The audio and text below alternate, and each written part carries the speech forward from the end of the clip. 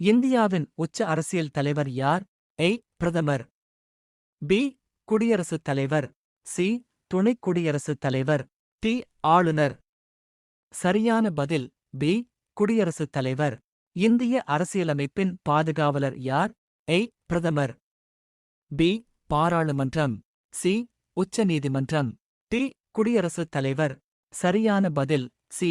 உச்ச நீதிமன்றம். இந்திய பாராளுமன்றம் எத்தனை அவைகளைக் கொண்டது? ஏ. 1. பி. 2. சி. 3. டி. 4. சரியான பதில் பி. 2. இந்திய பாராளுமன்றத்தின் கீழ் அவை எது? ஏ. ராஜ்யசபா. பி. லோக்சபா. சி. சட்டசபை. டி. சட்டப்பேரவை. சரியான பதில் பி. லோக்சபா. உங்களுக்கான கேள்வி. மாநிலத்தின் தலைமை நிர்வாகி யார்? ஏ. முதலமைச்சர். பி. ஆளுநர். சி. குடியரசுத் தலைவர். டி. நீதிபதி.